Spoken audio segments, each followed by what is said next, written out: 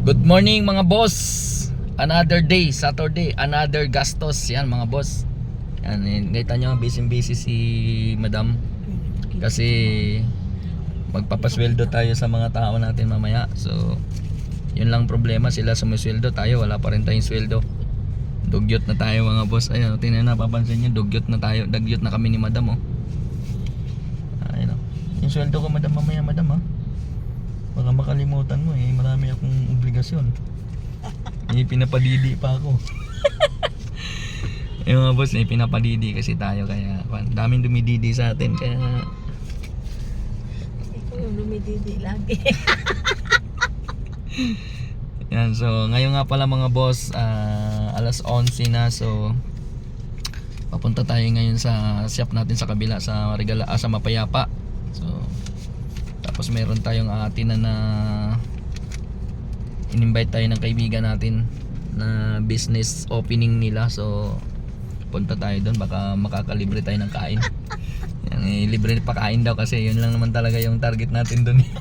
Joke lang Ma'am Liza Maria. Joke lang, hindi yung kain lang pupuntahan natin. Siyempre pupunta tayo doon, baka magkaroon tayo ng idea about business or monkey business. Yan, yun lang kan.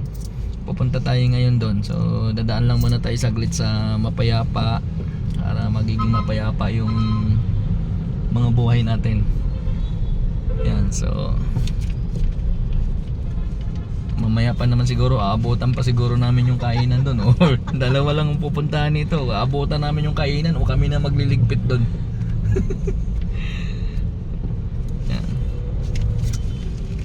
Iiwan lang natin yung mga sweldo ng tao ngayon kasi baka mamaya maalanganin tayo sa oras sa pagbalik. So baka mamaya lusubin tayo ng mga tao natin pag di natin pinasweldo yung mga yan.